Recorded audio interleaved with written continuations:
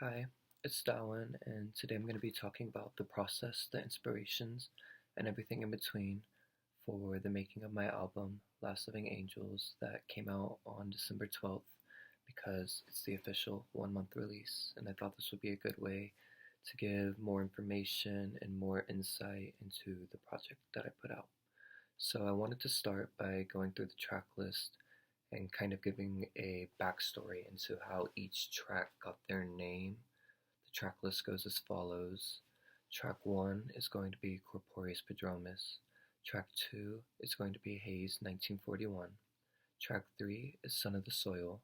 Track 4 is Ezra 1943.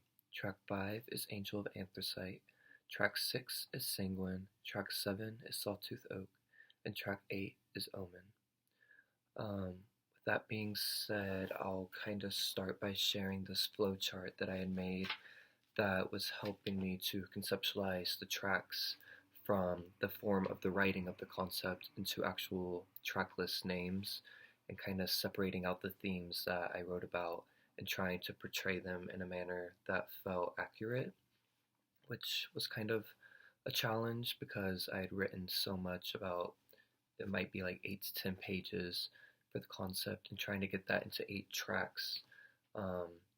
I was hoping not to diminish any of the writing or any of the storytelling that I was trying to do. So this flow chart is kind of what helped me do that. It's quite crazy, but just something I did and helped me throughout my process. So the flowchart kind of starts with Hayes and Ezra as the two main characters for me, and I had used colors to kind of signify which tracks belong to them, which tracks had shared themes with this dark blue line. The track names are in this dark red, kind of circular oval around the names. So Corporeus Prodromus is the first track that the characters share. As you can see, the arrows are pointing to both of it. From both of them into the track name. It kind of represents the openness into the darkness of their lives. And Corporeus Prodromus gets its name from 2 words specifically: corporeal, which is a word I heard in passing while working on the producing of the album, and prodrome. So corporeal basically means to be of the body, of the spirit, which I thought was very fitting for the theme of angels. And prodrome can either mean a prologue or an onset of symptoms before almost a serious illness, if I'm getting it correct. And I thought that was super fitting, like I said, for the theme of the album, kind of the imagery I was sharing because of what the characters go through. It is the prologue to a bigger concept for other projects that I'm working on, and yeah, I just thought it was fun. I wanted to kind of recreate the words in my own way, so I put them together, kind of gave them this feel that almost could be like a spell, giving it its name, Corporeus Prodromus. So yeah, that's a track that they share. They have their separate tracks, which are their theme songs that are going to be Haze 1941 and Ezra 1943. These track names kind of just got their titles from the characters' given names, followed by their birth years. It was just something I wanted to include so we could kind of get a time period feel for where they're from, when they were brought into the world, and kind of how that shapes them as their characters, how they feel things, what is expected of them from their families. So the shared tracks, well, not the shared tracks, but the shared theme of their title tracks are supposed to represent the hardships of childhood, family relationships, traditional roles, and the struggles that are faced with them. So yeah, continuing in, we get to Son of the Soil and Angel of Anthracite, which yes, are separate tracks for the two characters. Son of the Soil will be for Hayes, as Angel of Anthracite is for Ezra. This is the part of the album where both the characters are faced with their family's deaths, and it kind of is like the track of where they're coming to terms with it, the initial grieving that comes with it, and the shock. So I kind of just wrote that this is going to be when they're dealing with their family's deaths, and that's the shared theme. Continuing on in kind of a tracklist order, even though we're kind of jumbled up with the flowchart, we get into Sanguine, and Sanguine is a track that is specific to Haze with no shared themes of Ezra. It's basically the only track that doesn't have a shared theme or isn't something that the characters have in common. Sanguine is specific to Haze because it's when he leaves his home in Pulaski and couldn't deal with the pain. It's just told through his perspective, which you can kind of hear in the car starting up in the beginning of the song, followed by the whimpering, which was a field recording that I gathered from a scary breathing outside my apartment window one night when it was raining outside, and it kind of made this pittering, whimpering sound, which I thought was super interesting and a manner of using it for a character like Hayes and the toxic masculinity that he might have from his upbringing, but also trying to remain soft and not necessarily soft, but in touch with his emotions because he does have that soft, sensitive side that probably wouldn't be deemed manly in his time period, but it's real, it's raw. So I thought that was kind of beautiful to input when he was leaving everything he's ever known behind to go to Sawtooth Oak, which leads us into Sawtooth Oak. Sawtooth Oak is the place where Ezra is from. Sawtooth Oak, the track, represents both Hayes and Ezra and the first time they meet and the mystery, darkness, and secrets they want to withhold from one another. To me, Sawtooth Oak should be this kind of happy, idyllic place that Ezra's from and that Hayes is finding, but it's really not like that at the start of their relationship. They are keeping these secrets of this traumatic past from one another. It's like if you were to go on a first date, you wouldn't just tell all your darkest secrets, all your deepest emotions with the person you're first meeting because they quite literally met on the side of the road just by chance. And I think it's kind of beautiful that Sawtooth Oak should, like I already said, be this idyllic place, but it's kind of this mysterious, scary introduction into the characters as a couple, which I wanted it to be that way. It felt very natural for it to kind of have that soundscape, and it became one of my favorite tracks, if not my favorite track on the album. The last track, which wasn't originally going to be included, but I kind of decided last minute that it should be, is going to be Omen, which Omen is where I tell the whole concept for the album and I narrate it at the end so it could loop back into the start of the album with Corporeus Prodromus if listeners were listening to it on loop, and it would give them a greater understanding of what was happening within the soundscapes.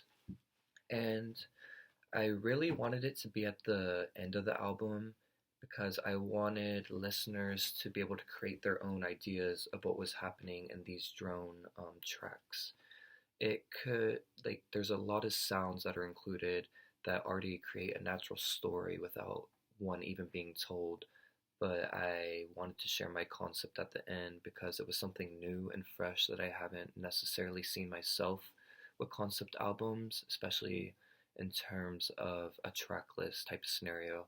I know artists have shared their concepts maybe on various platforms like websites or social media posts, which I'd also done, but I think having it live in this time capsule with the album itself, and I thought it was just a cool idea, so I wanted it to keep it that way.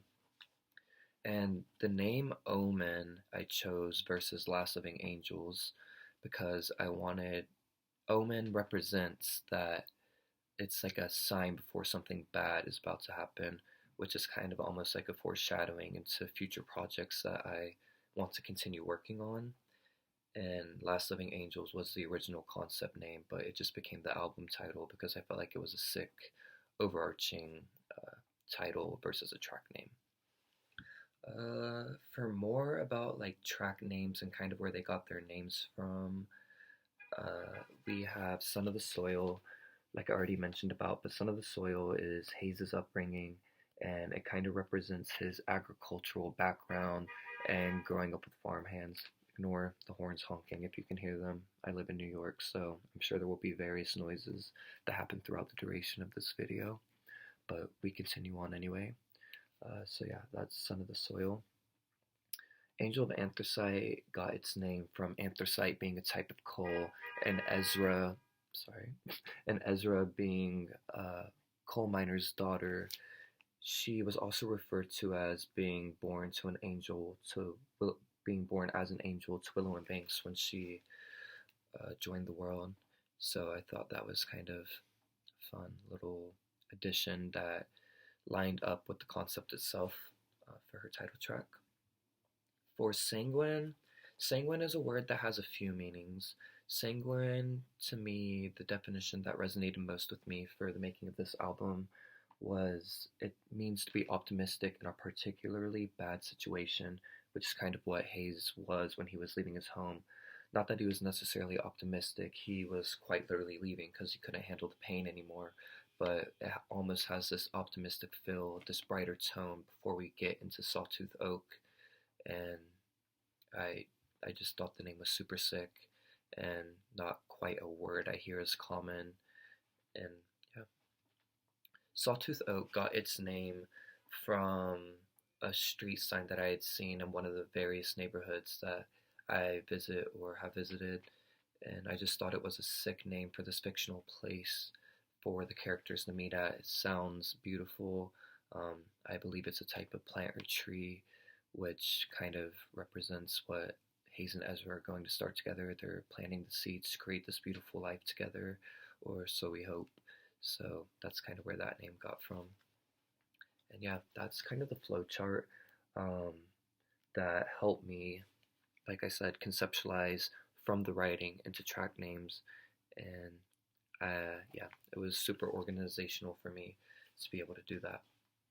Throughout my notebook, this is kind of the Last Living Angels Bible, where I would write down all my thoughts, all my processes, and take notes throughout the production because I wanted to make sure everything was on track to be released. And I get a little crazy, so I had to listen to all the tracks, the demos, leading up to the release for weeks upon weeks, and I would kind of go through and rank what I liked, what I didn't like, what needs to change until we have what is Last Living Angels today. I think I already mentioned it, but Sawtooth Oak ended up being my favorite track. And continuing on within my notebook, I have my field recording archives per track with little doodles because gotta have fun while you're doing stuff like this, of course. So I have it on my website, but I gathered field recordings upon field recordings throughout the making, and it can range anything from subway chatter, the train chatter, AC vents, bugs chirping, mechanics on my block, waves crashing, concrete drilling, cars starting, like what I talked about with Sanguine, the scary breathing through the apartment window, trash rooms, firework explosions, just list upon list upon list of anytime I heard a sound, I would just hold up my phone and kind of record whatever I wanted to in the moment, which was awesome because I felt I got to be very present in the making of this album. It was kind of bringing this fictional place into the real world or taking that real world into this fictional world and kind of merging the two. These sounds were all ones I gathered myself in the moment. It was nothing that could be recreated. I just had to literally, like, if I was listening to music, pull out a headphone and be like, wait, that sounds super sick. So I just pull out my phone, voice memo it, and then go home and be super excited to produce with it, kind of drone it out or pull it apart. And yeah, that was my favorite part, making the album, I think. I would say Omen has the most amount of field recordings. As you can see, it's just what I named them randomly in my voice memos. So it has about 16, I believe. Ignore the car horn honking yet again, which was probably something I would have field recorded while I was making this album. Not that I'm not field recording anymore. I'm still very much adamant about field recording because I know it will be useful in future projects, but maybe just not right this moment while we're filming this long form video. But yeah, I just field recorded a bunch essentially, and that's how we kind of got the sound of the album. As I go through my notebook, there's just more lists and notes about sounds and the state of the album, and it kind of reminds me of the time like when I first got enticed with droning sounds. I was a young age. I would stay or visit my grandmother's house. She had this VHS television that was super enticing to me.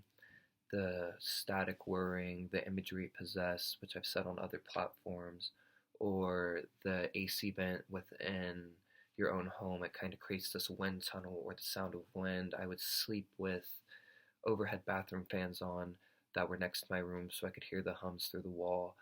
They were just super soothing to me, and I think that's how I first kind of became obsessed with sounds and how they can be manipulated in certain situations to sound like other things even though they aren't.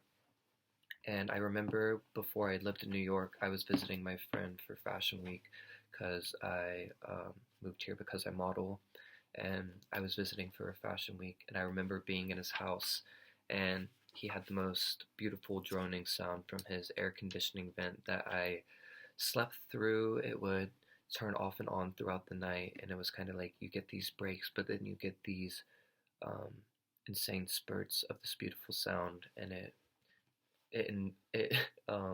enthralled me so much that I had actually woken up the next morning after like one night of being there and wrote a poem that I wanted to share with you so you can see how serious these sounds are to me.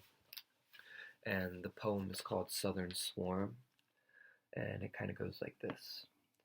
Why does the sound of the air conditioning vent comfort me? Maybe because it reminds me of what was robbed of me back home in my car, having to roll the window down to rid me of my sweat-ridden shirt, overheating in the air, so humid that the thickness fills my lungs, almost incapacitating me, swallowed up in a southern swarm. The leather is wearing off on the cowboy boots that I stole from my grandfather's closet, blistering my heels as I push harder on the pedal, accelerating my engine, leaving a blood-ridden Achilles spilling into the soles, through the back roads of the fields and grass hills in a country resembling everything I am, yet nothing at all, so distant but dear. I roll the window further into the hollowed crease that's carved out for it to disappear, when I crave to hear nothing but the cicadas carried by the wind. I pray to get lost in that southern swarm before the summer's in. Yeah, so I have this other notebook. I just write and write and write. So I have multiple notebooks, but this one specifically is my poetry notebook that I typewrite everything out and then make collages based off the feel of the album from random magazines. And this is Southern Swarm. I wrote this back on September 18th, 2023, before I'd even thought about conceptualizing the album. And yeah, I just think it's beautiful to kind of have, ignore the horn yet again, but I think it's kind of beautiful to have these archives that show me that I've always been the way that I am. I'll continue to be the way that I am, and acting upon it in this manner is pretty cool. It's very creative for me. I would be nothing without the sounds that surround me, the music that we have, and yeah, I think that's super important to me, like I've already said. Continuing on within the notebook, I just have like random doodles that I would do while making the album, because when you're listening and listening, you just kind of sit around, you either are taking notes, you're either doing something else, you're doodling, you're kind of trying to see what this imagery is that you're possessing within the writing and within the tracks.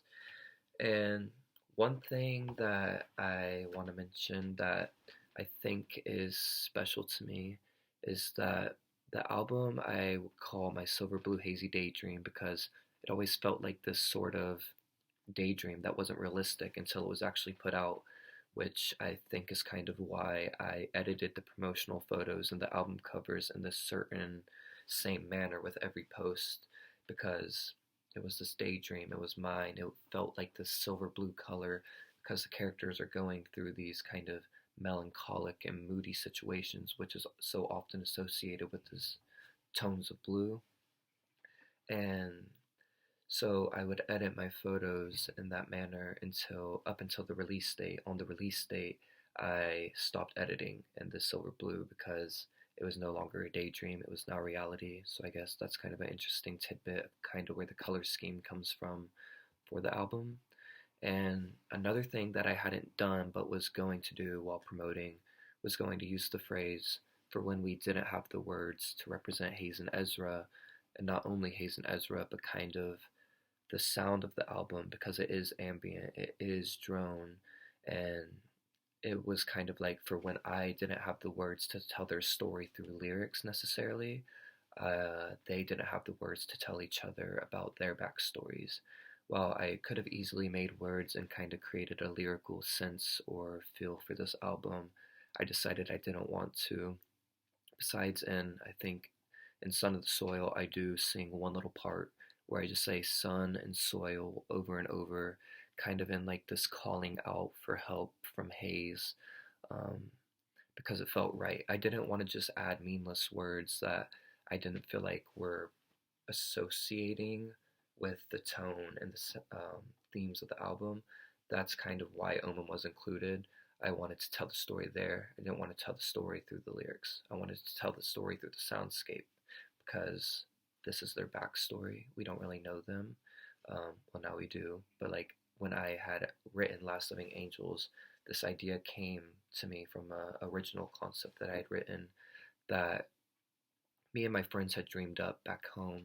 It's based off a fork in the road in my hometown. I'm from Georgia, if I haven't said that already, but that's where my original concept came from back in 2020, and I felt like I didn't know my characters, so it was kind of like for when I didn't have the words for them, they were just these meaningless characters without this backstory. I didn't know where they came from. I know they lived in Tennessee, but what led them to one another? What made them who they are? I knew they were from about 2 hours away from one another, but what made them come together? So, with all that being said, that's kind of like where the album came from. I wanted a prologue to a much bigger story that I can't reveal now, and I that's kind of like where the phrase for when we didn't have the words was going to come from, but I didn't share that because it just wasn't in my promotional like manner to do it for this album. It was my first time promoting. I quite didn't know what I was doing, which was kind of fun but also kind of scary. But yeah, I guess that's an interesting tidbit. A little secret that I never ended up using but wanted to, and now it can live in this video. With all that being said, though, I think I covered most of the basis of my personal process that came with the making of the album, but I wanted to answer some questions. I wrote down all the questions so I could keep track of them, and let's dive right in. The first question was to kind of tell about the storyline, which I already did. It talks about, our Last Living Angels is about Hayes and Ezra, their backstories, their parents' deaths, and how that leads them to one another in Sawtooth Oak. So yeah, kind of have to listen and kind of gather your own ideas of what the storyline means to you, or you could delve into Omen. Omen is the last track, but if you feel you could enjoy the album better if you listen to Omen first, you could do that as well. I'm not opposed to that. The next question would be, what place would the album be? To me, the album is spiritually Georgia because that's where I got my inspiration from, but it would physically be Tennessee. It has a couple places, or Hayes is from Pulaski, which is an area that I would visit growing up in Tennessee because my cousins were from there. They lived on this farm that kind of was the main inspiration for Hayes's upbringing. I got a lot of inspiration from calling upon my memories there and kind of growing up on that farm, like running around the fields, growing around their barns, and all that. So I would say Pulaski is important. It would be Pulaski. It would be fictionally Sawtooth Oak. Spiritually, it would be Georgia. So yeah, kind of a loaded question for me, but should be simple. It's Tennessee. What season would it be? To me, The album does span across multiple seasons because we're talking about the upbringing of two characters and their childhoods and their formative years. So it's not just a season, it's also years. But if I had to choose one season for it to be, I would say winter is kind of the main season that it would feel like.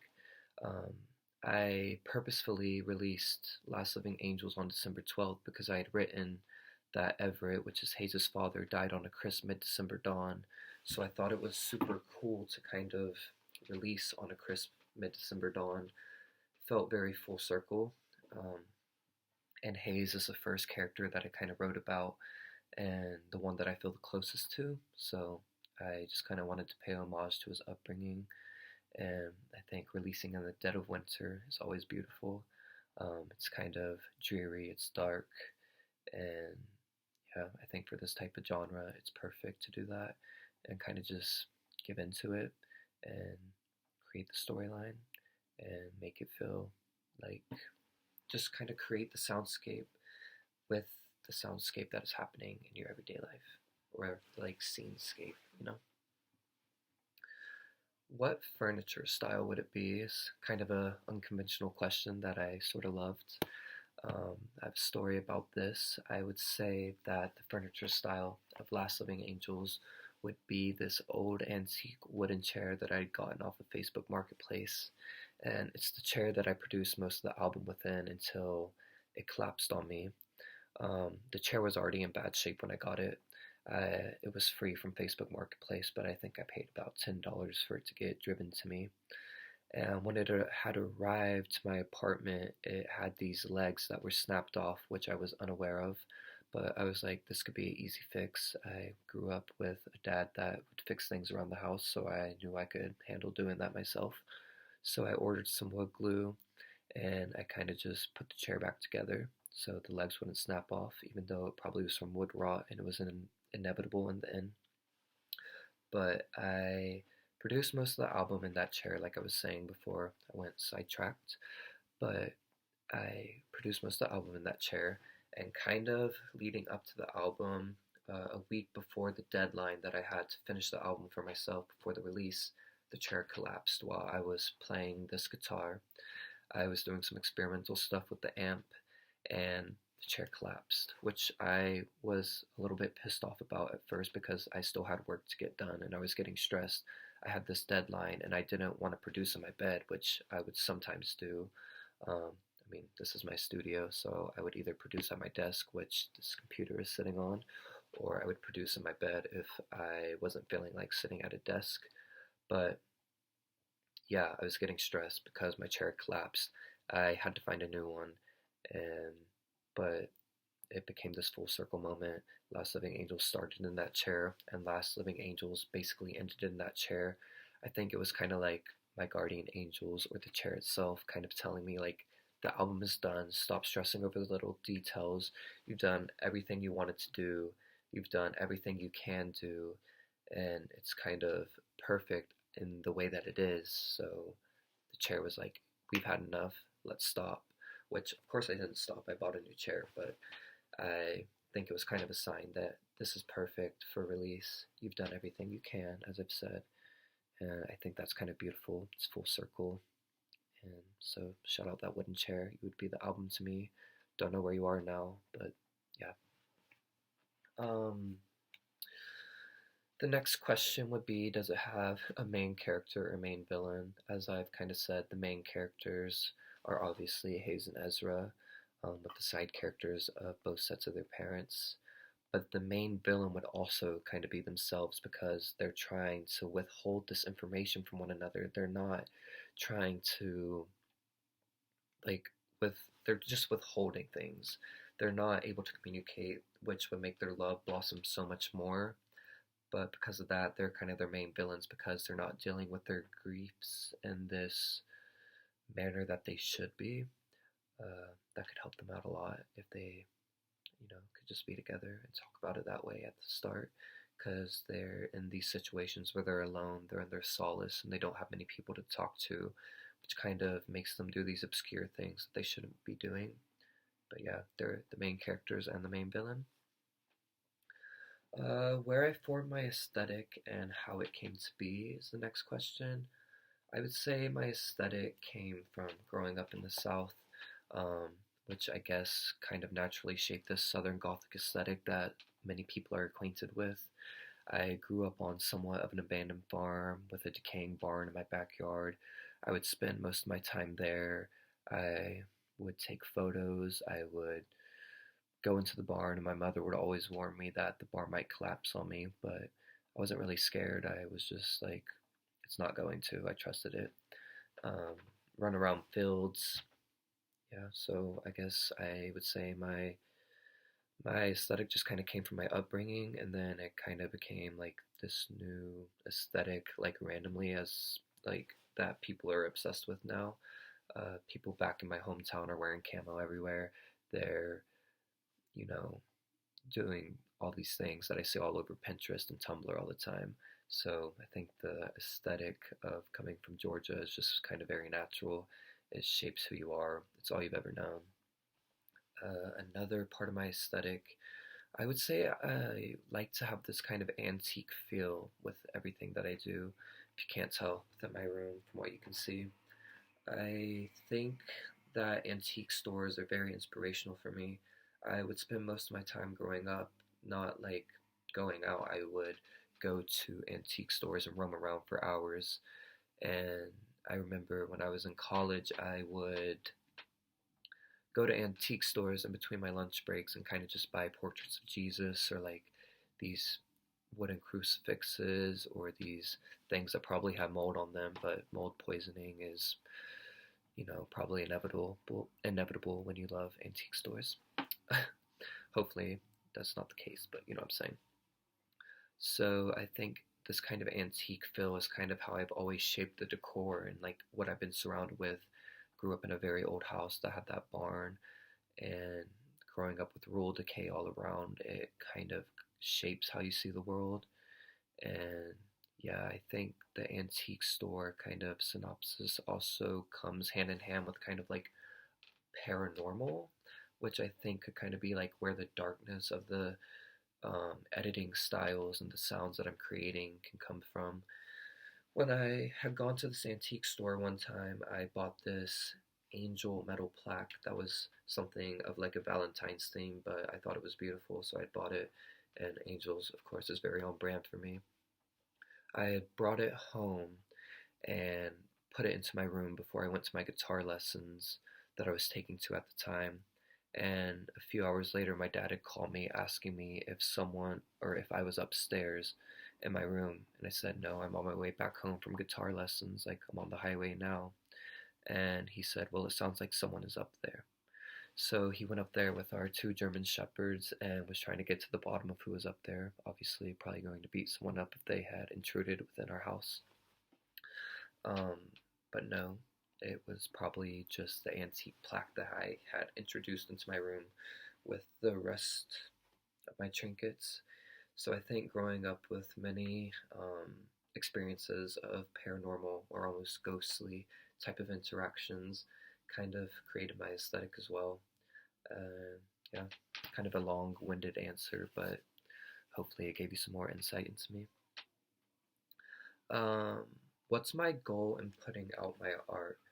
I would say my goal in putting out my art is just to connect with people. Um, I mean, my art to me is kind of a personal project. I'm kind of doing it for myself. I want to be able to put things out that not only I am proud of, but I want other people to be able to resonate with. So to be able to connect with music is always one of the most important things for me. Um, and yeah, I just want to put out my art, kind of like give drone kind of a bigger platform if possible. I love the genre and I don't feel like many people talk about it. Drone and dark ambient, I think it's one of the most beautiful genres. So to be able to be creating in this, production style has been super fun. And yeah, I just want to continue to do that. What are my biggest inspirations, challenges, and memories going into this would be the next question. I would say my biggest inspirations are kind of my upbringing. It would be the South. It would be the wind. It would be the grass. It would be the fields, they are so enticing to me, which kind of correlates to these field recordings. I would say field recordings were the main inspiration. The sounds that I'm so often surrounded by have been super, super important, as I already touched on, for the creation of Last Living Angels. Uh, I have to give props to New York, New York City, since I live here. I feel like when I moved to New York City, I was surrounded by this industrial space that I was so unaware of. Um, and being surrounded by constant sounds with construction sites and skyscrapers and all these cars and all these people was super inspiring. I would oftentimes walk around warehouse areas here and play on train tracks because I thought it was inspiring. The imagery was super beautiful, and it allowed me to find a lot of the sounds that I did, like saws whirring um, and whatnot. So, yeah, those would probably be my biggest inspirations, where I came from, and the sounds that surround me every day because they're so often overlooked. It could be as quiet as a murmur, and I would still love it. My biggest challenges going into this was never making an album before. I don't really have much of a musical background besides playing guitar for taking lessons for a couple years, but most of the things I'm doing, or all of the things I'm doing, are self-taught. Um, I did everything by myself. This album was solely produced by me, no help besides, comments from my friends that kind of helped me stay on track. But yeah, that was my biggest challenge, not knowing what I was doing, kind of having no audience, and, preaching to the choir. No one, I was just promoting to nobody at first, which was kind of a challenge, but it didn't really scare me because it was a personal project and I was kind of doing it for myself until I was able to connect with all of you, which has been super special. For memory, my favorite memories going into this, I would say, would be the promotional shoot day and the album cover day. I was with my two best friends, Aaron and Joy, and Aaron was taking the photos and Joy was on the camcorder. We were running through the park, and it was kind of hard to create this southern feel in the middle of a cityscape, which could be one of the challenges as well as the memory. Um, but yeah, it was super cool to just run around with my best friends through the woods of this park, which we probably shouldn't have been doing. It was probably low-key giving trespassing, but running through the fields, running through the woods, climbing in the trees, the creeks, the algae-filled ponds was super special to me, and it really made me feel like I was back home. So I think that was super special for me. Another one of my favorite memories would be when some of my family was visiting New York and I was sharing the demos with them because I share everything with my parents before I do with anyone else. Um, they've heard all the concepts, they've heard most of the demos that I work on, and we were in their hotel room and I made them turn off all the lights besides maybe like a little nightlight vibe, and we listened to the album. It was about 1 to 2 a.m. and I think that was super special because I always said while I was producing the album, I want people to listen to it in a dark room, in a corner, rocking back and forth, because that's kind of how I perceive this genre. It's something that I think is really cool to listen to in isolation. Um, so yeah, kind of doing that isolation with people that you're close with was beautiful before the album was finished, and it was just demos, was super special. Yeah. What's one word to describe the album? The word that I would say describes the album would be foreboding. Foreboding to me is kind of like it's this tell that will continue to tell on. It's foreshadowing things that are to come. It's almost scary. You don't know what's to come. It's probably not that good, but yeah, I won't say too much because, of course, I still have other projects that I'm working on actively. So yeah. The next one would be, where does the name Damháin come from? The name Damháin is the Irish Gaelic origin for my given name Devon, and I wanted the artist name to be Damháin, so it was kind of this alter ego of me. It means fawn, it means poet, it means soothsayer, and my friends often refer to me as this kind of deer that just sits around in my mannerisms, which I thought was beautiful. Um, and poet is just, I mean, I like to write poetry, and that's kind of what my given name means already. and soothsayer means to kind of foresee the future or to predict it, which I feel like is me with all the concepts that I'm writing, kind of keeping all the information to myself. So the name just resonated with me. Um, and people might think it's pronounced Damháin or Damháin, but it's pronounced Damháin. Yeah. Another question would be, how did the title name come to be? The title name came to be from another shoot that was done before I had even considered making Last Living Angels, and it was with these same angel wings that I wore for the album cover. I was with my friend, that same one that shot all the other photos in Bushwick. We were taking these photos trying to create an editorial for my modeling agency, and I had titled the shoot Last Living Angel in New York, which kind of represents being from the South and kind of feeling like the hospitality and the warmth that you bring with you is kind of diminished.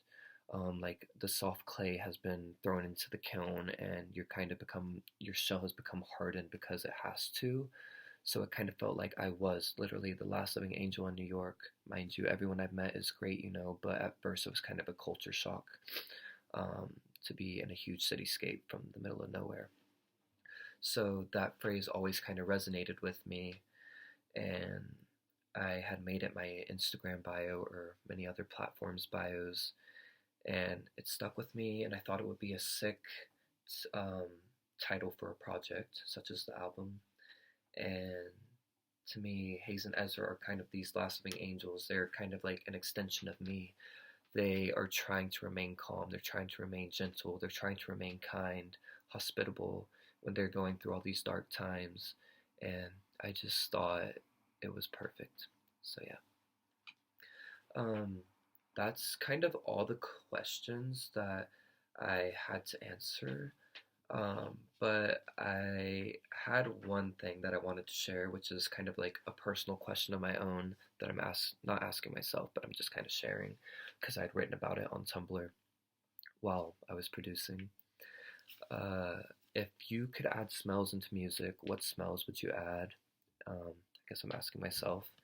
And I said smells that I would wish to add in Last Living Angels would be petrichor, which is kind of the smell of rain before it falls. It's the soil, it's the grass, it's kind of the condensation building up, it's kind of the tension of the storm, the calm before the storm. I would say soil, obviously, with some of the soil. Fresh cut grass, kind of a smell I grew up with, often growing up on a farm and the grass constantly being cut. Antique wooden goods, because I don't know, I feel like that's what the inside of their homes would be like. It's kind of what the inside of my homes were like, or at least my rooms.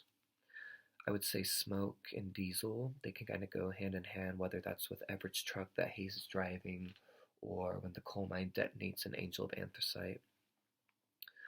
Jasmine, I think, represents Ezra and Willow, Ezra and her mother, when they're kind of doing these house chores, where they're washing their garments together, their clothes. I wrote that the garments were jasmine scented, so I felt like that was super important for the imagery. I would say it smells like humidity, kind of like that smell like when you're down in Florida or down in Georgia. It's just like a smell in the air I can't quite uh, put my finger on, but it's there. Maybe sulfuric even is the word. And metal. For some reason, I feel like metal kind of could be a smell in there.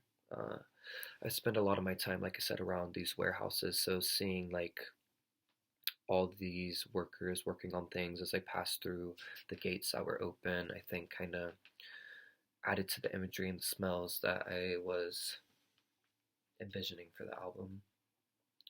But yeah, I want to just finish this video by saying thank you to Georgia, thank you to New York, thank you to Florida, thank you to Field Recordings, thank you to Drone Artist, thank you to Concept Albums, thank you to my listeners, thank you to any supporters, thank you to any followers that have kind of gotten me to this point of the 1 month release, which was on the 12th.